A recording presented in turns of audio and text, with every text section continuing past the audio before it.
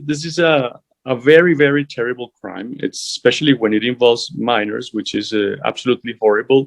And we don't want in Colombia those types of travelers. They are not welcome here in Colombia.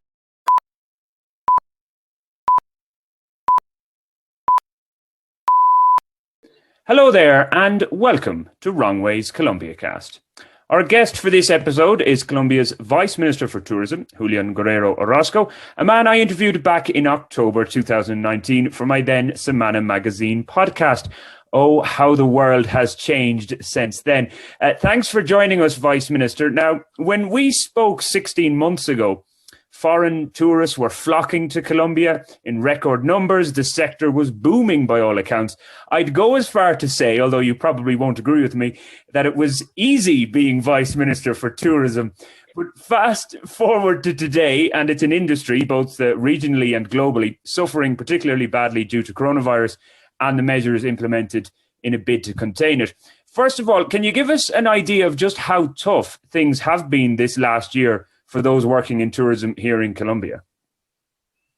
Well, thank you very much, Brendan, for the invitation, first of all. And you are right. I mean, it has been the worst period in history, probably, for tourism, not only in Colombia, but worldwide. And Colombia has not been exempted from the situation, of course. And we've seen a significant decline in terms of hotel occupancy, international flights, domestic flights as well, tour operators, travel packages, etc. Almost reaching 100% in the worst point, 90-something percent when you speak about the whole industry globally, I mean, in Colombia. Mm-hmm. But, you cannot decide what happens in your life. You just have to confront whatever situation you face. And we cannot just, think about the situation, the terrible situation that Colombia is enduring in terms of tourism, where we have the freedom is to decide what to do with that situation. And that's where I think that we have put many instruments and policies and measures in place to make sure that the economic impact on the sector is the lowest possible and that we put the conditions for speedy recovery. Okay. Now, of course, you mentioned those measures, and as always, as somebody who works in the government, they're never enough. There's always going to be some people who will say you can do more.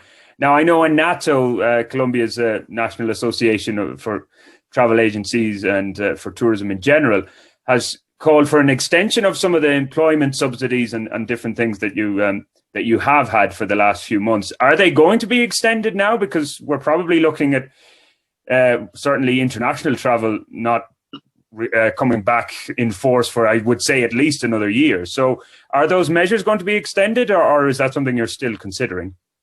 Yeah, let me start by saying that we put in place last year more than 41 measures to mitigate the economic impact. And they had to do with the suspension of the income tax, the VAT, the tourism tax, and several other taxes that affect the industry. We also put in place different measures, like, for example, allowing airlines and tour operators, allowing them not to reimburse money in cash, but in commitments towards the future, like bonuses or vouchers for the future. We adopted also measures that had to do with giving subsidies for the payment of salaries, and as well a special subsidy for guides, for example, among other many things. We also created last year biosecurity stamp. It's called check-in certified, to build trust among consumers and allow companies to have a recognition by a third independent party of the fact that they are implementing the policies, the biosafety measures properly. And at the end of last year, we approved a law in Congress where we included several reactivation or recovery measures, economic measures that had to do with a reduction, for example, of the VAT for air tickets from 19 to 5%, the exemption of VAT for all the packages that had to do with tourism and air transportation. There were many measures that we adopted that amounted, and this is not a exact figure because it depends on the behavior of the sector, but it amounts to between 1.5 and 1.8 billion. And billion in Spanish or in Colombia, it's millions of millions, not thousands of millions. So that's a lot of money in terms of the savings that can be given to the sector to increase demand and the recovery. Now, having said that, you are asking me if there are additional measures to be taken. Of course, as you rightly point out, probably there are never enough measures to assist and help the sector. So nothing is not going to be considered. You know, we need to see how the industry progresses. We have also to recognize that there has to be a limit at some point because it cannot go endlessly. And already very, very significant measures. I would dare say that probably no other economic sector in Colombia has received more benefits than the tourism sector. Now, all the proposals and new ideas are on the table. They're being discussed. I know it's not only about the extension of economic benefits, but also, for example, lines of credit. We are considering that with the Ministry of Finance, and of course, there's nothing that cannot be discussed, and everything is possible to be put in the table for a discussion in a technical manner. Okay, a work in progress, I guess, or you continuously monitoring it as the situation evolves. There are a couple of specific ones, because I did put out a few feelers to people who work directly in the industry, hostel owners and other travel agents. I'll come to them in a second. Just one thing I want to, from the customer's perspective, you mentioned that with airlines, you put in place this package where you can get a voucher instead of getting reimbursed your payment if you lost a flight. But you can still get your money back if you want that, I take it. Sure, yeah, okay. Absolutely. Yeah, because for a lot of people, they may not want to travel again or go to that particular place, or it might have been just at that time.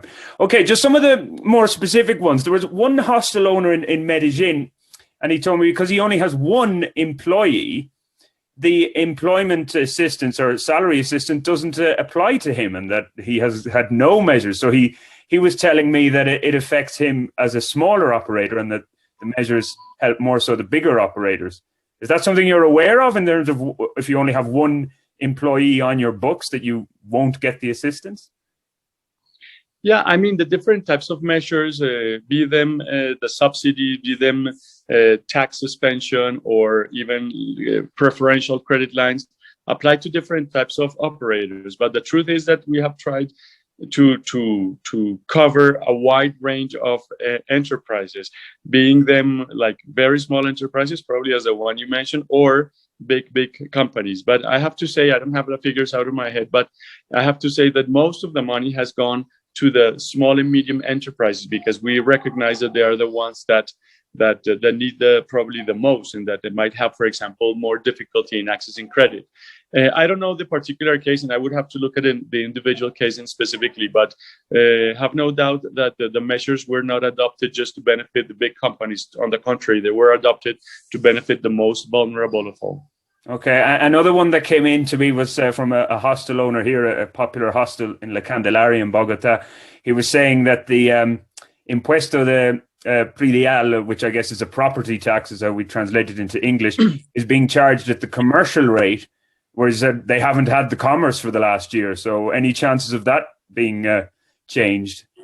Yeah, in that case, the property tax is not a national tax. It's a local tax. So it depends on the mayor of the city, or well, the institutions of the municipality, where we have no control about it. But however, having said that, the law 2068 has a specific article that states that it is allowed for municipalities to suspend or to reduce the taxes, including property tax, during the years 2021 and 2022. Because of the situation. So, I mean, legally, they can do it. Now, for each municipality, it will be their decision to see if they want to reduce that tax or suspend it. And, well, in the case of Bogota, it will be for the authorities of the municipality or the city to take that decision. But what is important is that in the law that we just passed, it is allowed for the cities to take those type of decisions. Okay, well, so I'll get on to that hostel owner in Bogota and tell him he has to go knocking on the door of Claudia Lopez to get that one changed, but we should see. That's right. Just in terms of opportunities, though, Julian, because obviously we spoke just before we hit the record button that international travel really isn't going to pick up. It's anyone's guess, but I would imagine for another year or whatever, and especially with restrictions that you have in the UK and Canada in terms of people coming from the likes of Colombia returning to the UK or Canada, they have to go and quarantine and pay a lot of money, etc. And other countries might bring in similar measures. So I guess the focus from your perspective now will be on pumping up domestic tourism, get Colombians to know their country better. So where is that the focus, I guess, is the question, and what are you actually doing to improve that? Yes, I mean, that's the focus, and I guess that's the focus worldwide. However, I would not like to exaggerate the fact that we concentrate on domestic travel only, because I think it would be an error not only for Colombia, but for different countries just to focus on domestic travelers, because one needs to recognize that the international travelers are good travelers. They have good income. They spend quite a bit, probably even more than domestic travelers. So I wouldn't like to oppose international versus domestic. Now, because there is a limitation in international travel, we need to compensate the lack of international travel with domestic.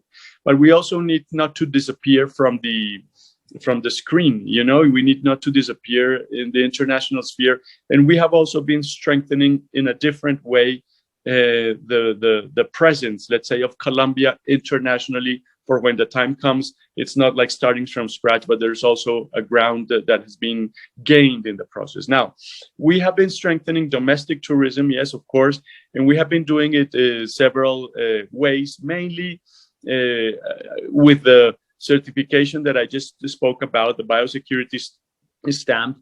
It's not only about reducing the risk of contagion of the pandemic in the tourism industry, it's also about building trust. Because it's not enough to be open, to allow the economic activity of tourism to take place if we don't create the demand, the consumer's demand that we need. If we have a demand that is 5%, it's pretty much the same as if the sector were closed.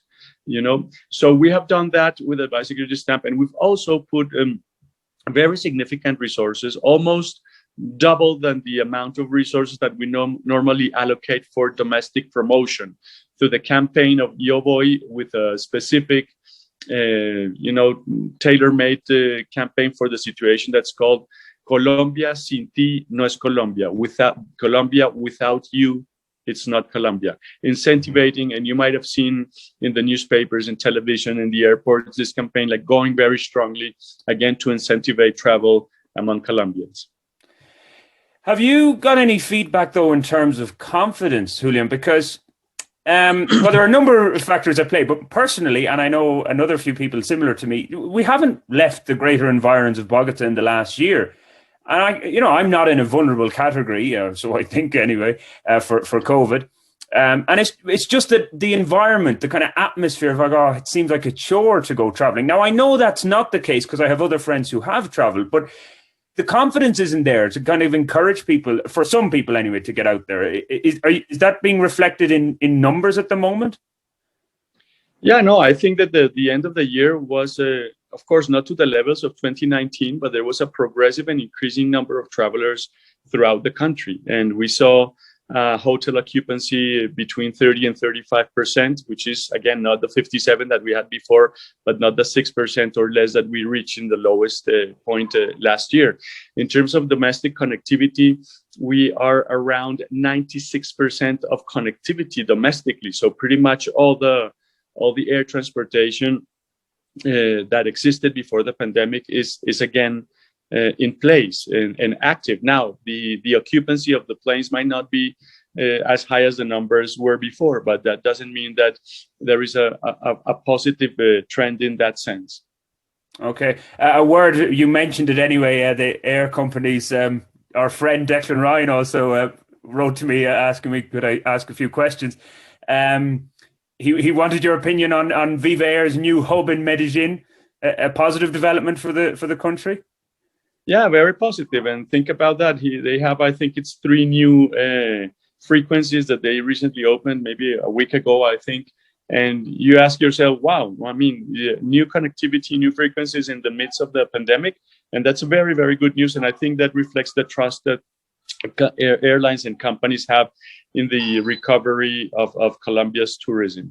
I've had the chance also to speak with different big tour operators and companies that work in tourism, and they see that Colombia is progressing much quicker than other countries in the region, and they are really focused on strengthening their strategy of developing tourism in Colombia.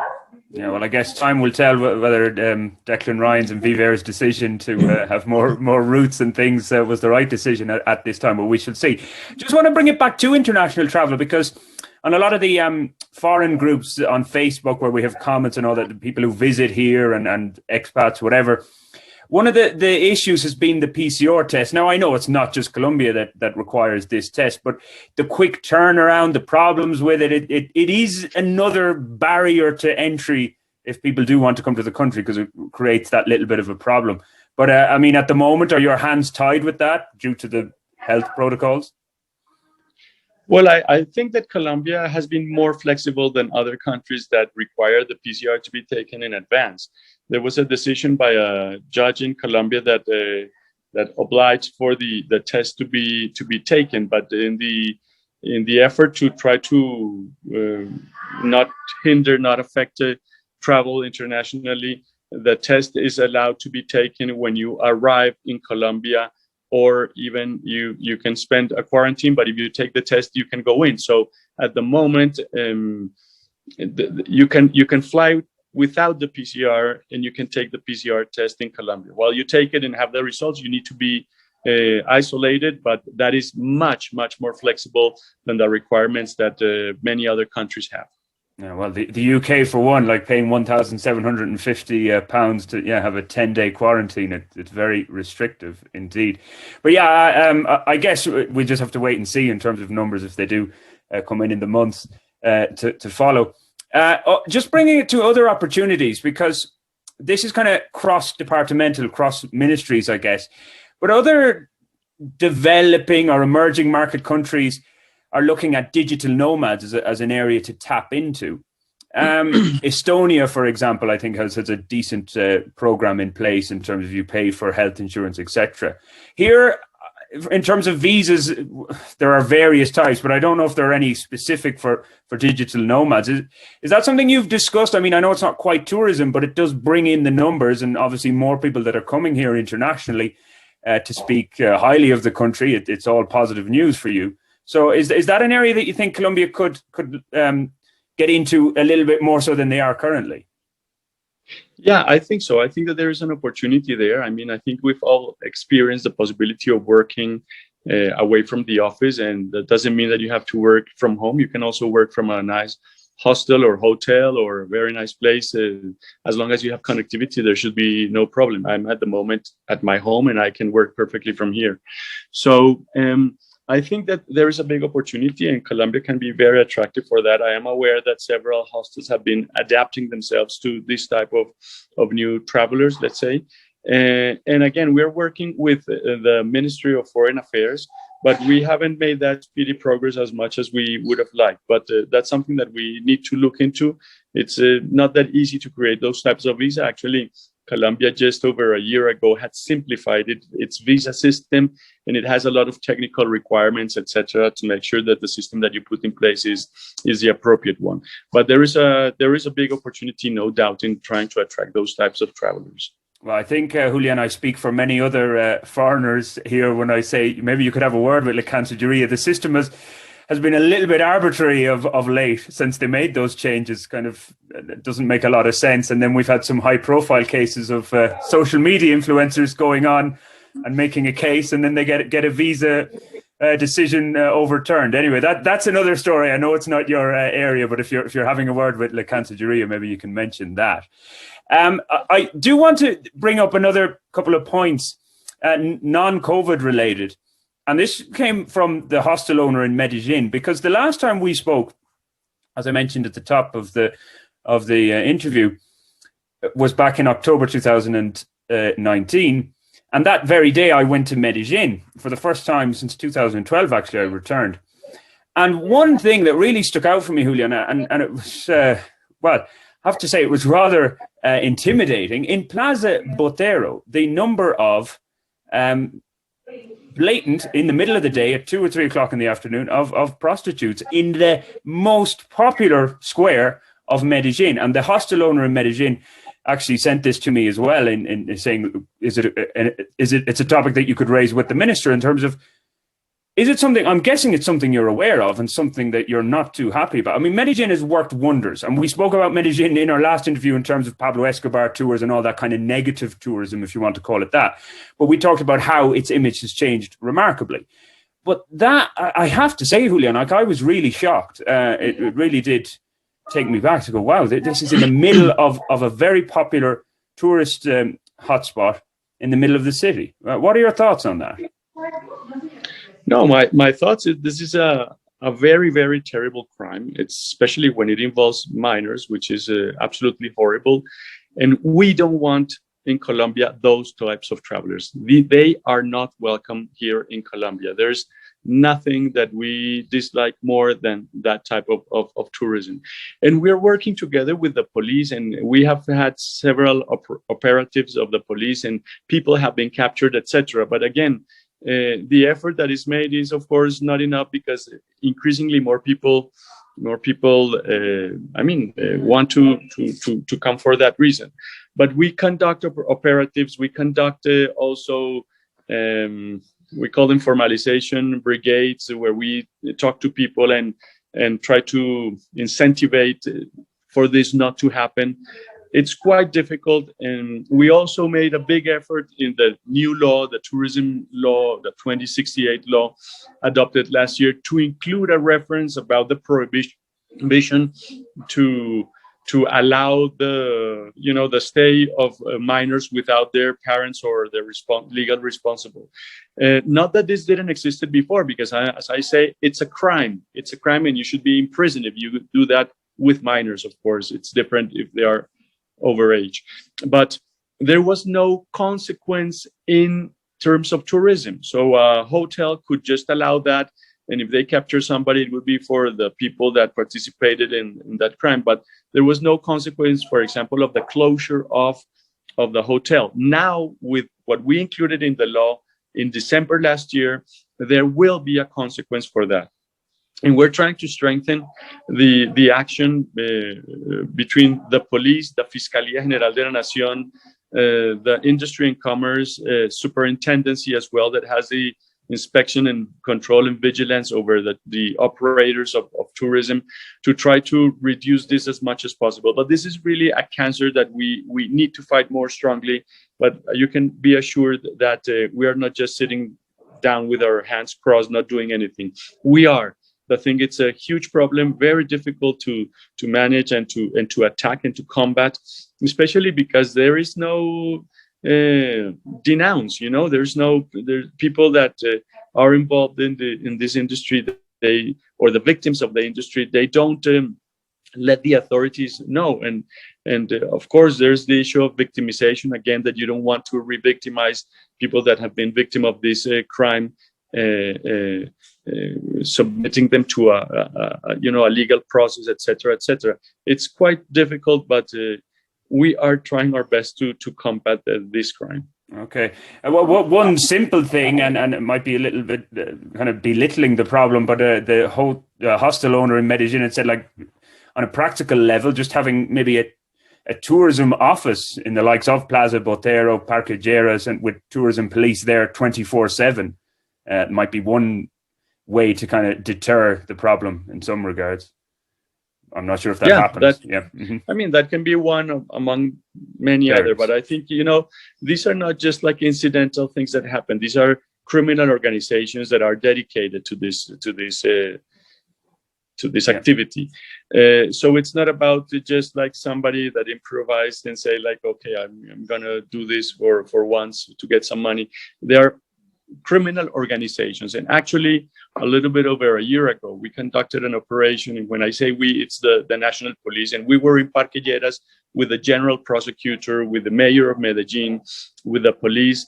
giving the results of that operation, that it even implied the arrest of an American citizen in New York, which was quite important to send the signal that foreigners that are coming to Colombia to do this type of crimes are not welcome here, and they will be prosecuted not only in Colombia but also abroad. Yeah, and of course, if people think we're having an attack on Medellin, of course it's not. I mean, Medellin has many great things to offer as a city for tourists or people who want to relocate there as well. There's a lot going for it, but of course, this is an issue that, as you said, you're very anxious to tackle, and I'm sure you're doing your bit. In about 16 months' time, Julián, we'll have a new president of this country. Duque can't run again, of course. There might be a successor, but will you be happy to leave your position, or do you want to continue working? You've been working in tourism for a long time. You were with Pro Colombia, of course, before this. It's, I guess, part of your DNA to work in tourism. So what's the future for the vice minister in next year? No, I think that these works imply a lot of responsibility, and it is an opportunity really to serve your country and try to do the best you can. But I think that change is always good. So I'm not aspiring. I have no interest in remaining for a long time in the job. I think that change is good. I think that there are important things that I have achieved, and with all modesty, I think that I have good results to show, especially when it comes to putting sustainability at the heart of the industry. I think that Colombia has to make a bet not to make sure that people reap the benefits from tourism for the next 2, 5, or 10 years, but hopefully for the next 50 or 100 years. So I think that we've done a lot in that sense. We published the first sustainable tourism policy in Colombia, the first one that we've ever had.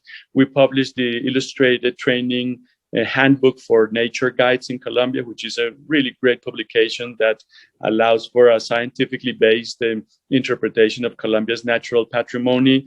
We also passed the law 2068 that has a big chapter on sustainability, where we have incentives, the improvement of sanctions also for combating people that destroy the environment. And we have different figures in the law that will be too detailed to tell you about, but again, that puts sustainability in the heart of the industry. I think that that's the largest and most important bet that I personally have made, with the aim not of having tourism, as I already said, for just a couple of years, but really to take advantage of tourism, and also that tourism serves for the conservation and preservation of that natural heritage that we have. And it is precisely the motive for people to come visit us. Okay, yeah, and of course, when we talk about nature and the environment, well, there's no better country than Colombia. We spoke the last time, of course, you've got five countries in one here. But just finally, any chance then that we'll see Julián Guerrero Orozco on a ballot paper in the coming years? Any chances of you running for office at all?